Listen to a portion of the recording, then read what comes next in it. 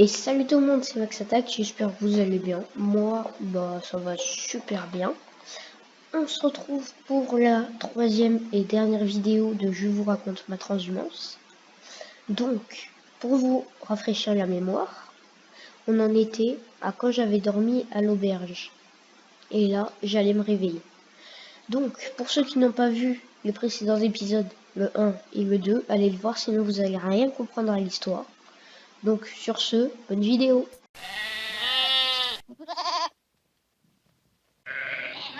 Le lendemain matin, on arrive, on se lève, on se réveille et tout. Hop, on prépare nos affaires pour partir du gîte. Faut préparer les affaires de tout le monde parce qu'il y en a, ils partent après et tout. Du coup, faut aller prendre leurs affaires sans les réveiller, etc. Donc faut faire ça.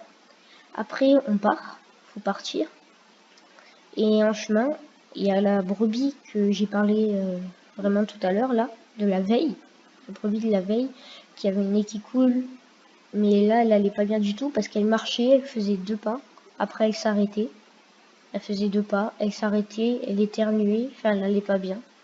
Après, il y a le berger qui dit faut la laisser séparer, faut se séparer d'elle, sinon on va pas avancer.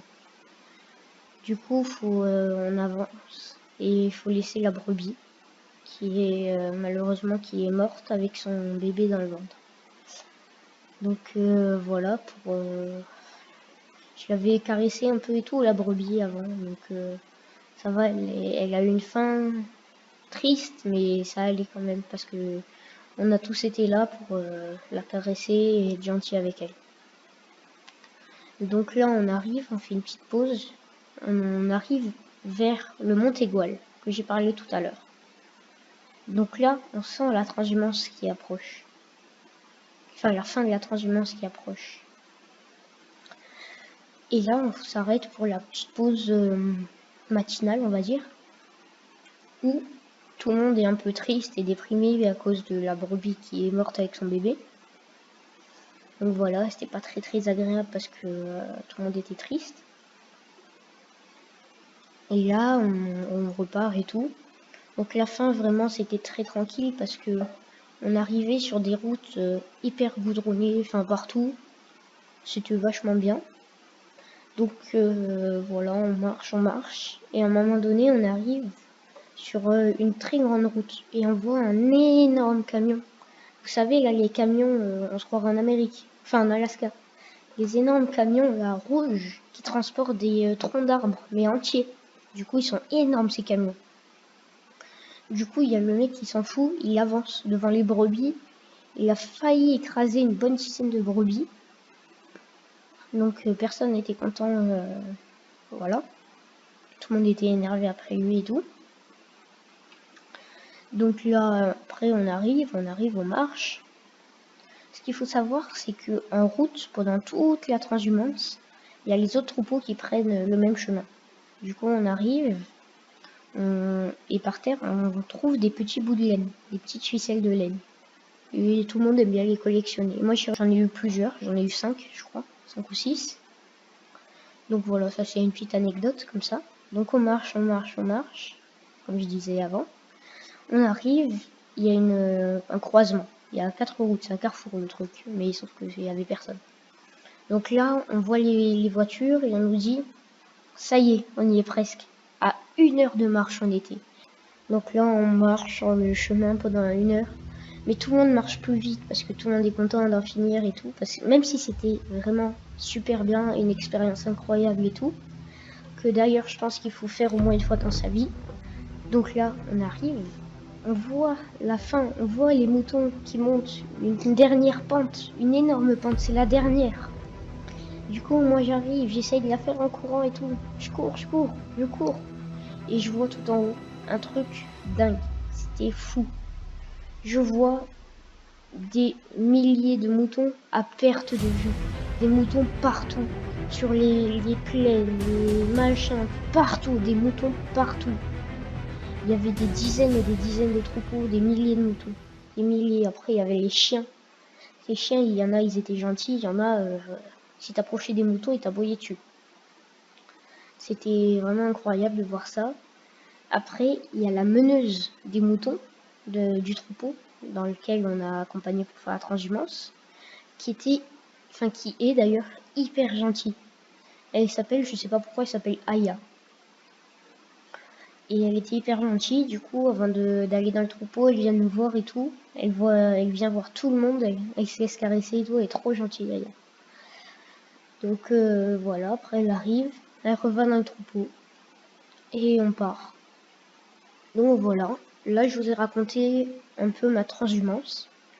Je vais vous raconter encore 2-3 petites anecdotes. Donc, anecdote numéro 1.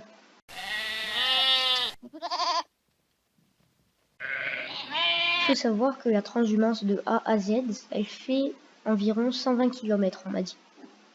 La transhumance existe, elle existe à peu près depuis le Moyen-Âge.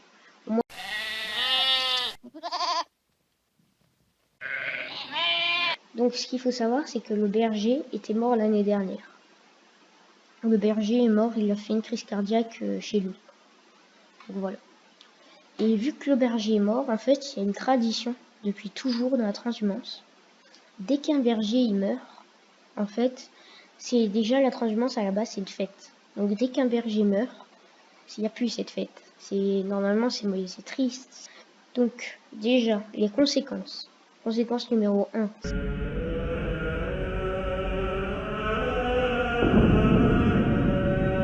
Les moutons et les brebis, normalement, il y en a les plus solides, les plus gros, les plus grands et tout. Ils portent des grandes cloches décorées, peintes et tout. Mais là, cette année, c'était les plus solides, ils ont eu des petites cloches. Donc qui font moins de bruit et tout. Après, la dernière conséquence du fait que le berger est mort,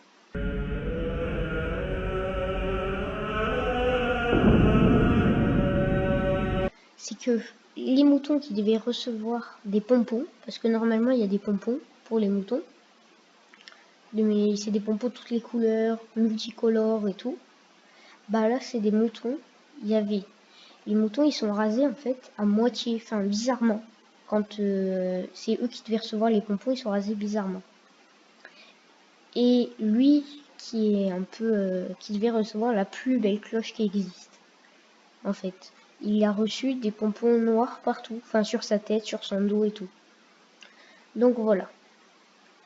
Après, en tout dernier, après j'arrête la vidéo, on va lire l'article qu'il y a eu sur Midi Libre. Père Castor, raconte-nous une histoire. Père Castor, raconte-nous 2 histoires. Donc les amis, là on se retrouve 2 jours plus tard. C'est pour ça que je dis ça. Sinon je dirais pas ça parce que c'est totalement débile. Donc voilà. On va lire l'article sur le Midi Libre. C'est parti. En partance pour le lac des Pises, sur la commune de Dourby, où elles passeront l'été, les 450 brebis de Dimitri Servière ont entamé leur transhumance annuelle et traversé Saint-Mamère samedi 13 juin. Partis ce même jour du domaine de Vallongue, au Clos Gaillard, où se trouve la bergerie, le troupeau et la dizaine d'accompagnateurs mettront 5 jours à pied et à pattes, avec des nuits à la belle étoile, pour atteindre le lieu de villégiature estivale de ces dames. Elles y resteront 3 mois, le temps de profiter du bon air et de l'herbe bien grasse de là-haut. C'est une volonté de la part de Dimitri que de maintenir cette tradition à l'ancienne. Et les brebis s'adaptent ainsi progressivement et plus facilement au changement de conditions. Le berger a également à cœur de faire connaître sa profession d'éleveur, d'autant plus que la race Rayol à laquelle appartiennent ces bêtes est en voie d'extinction. À raison d'une vingtaine de kilomètres par jour, en empruntant les pistes au maximum, le troupeau traverse les villages, suscitant l'engouement, y compris sous l'orage, comme à Saint-Mamère. Dans certains endroits, on nous apporte des rafraîchissements dans une brouette. Ni sommeil de fête, ni pompons colorés cette fois-ci, car comme le veut la tradition cévenole, la transhumance est en deuil satané. À la suite du décès de Jean-Claude Boisson, le berger qui gardait les troupeaux à des différents éleveurs durant l'été. C'est ce que je vous ai dit tout à l'heure, que le berger était mort et les conséquences et tout.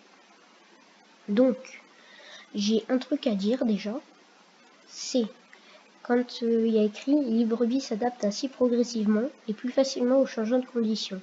Ça, c'est un truc qui est très très très vrai, parce que En fait, les brebis, elles partent d'un climat assez doux, ouais, des Cévennes comme ça, un climat plus frais, de l'herbe différente, un paysage qui change, enfin plein de choses différentes. Et d'y aller en marchant, c'est plus progressif pour elles, donc c'est mieux. Donc voilà. Après, j'ai 2 choses à dire sur le midi libre. C'est des petites choses, hein, c'est parce que voilà, c'est des petites choses que j'ai à dire. Donc, les 450 brebis de Dimitri Servière ont entamé leur transhumance. Et elles n'étaient pas 450, mais 388. Bon, là, je chipote, comme on dit. Mais voilà, je préfère préciser. Ensuite, quand ils disent à raison d'une vingtaine de kilomètres par jour, c'est plutôt 30 qu'on a fait. Donc voilà, j'ai fini de vous expliquer l'article sur le midi libre. Donc, je vous remercie d'avoir regardé la vidéo jusqu'au bout. C'était la dernière vidéo sur ma transhumance. Donc, je remercie également Midi Libre d'avoir fait cet article. Donc voilà, c'est la fin de la vidéo. Donc si vous avez apprécié, n'hésitez pas à mettre un pouce bleu, vous abonner si ce n'est pas déjà fait, et partager la chaîne autour de vous. Donc, sur ce, ciao!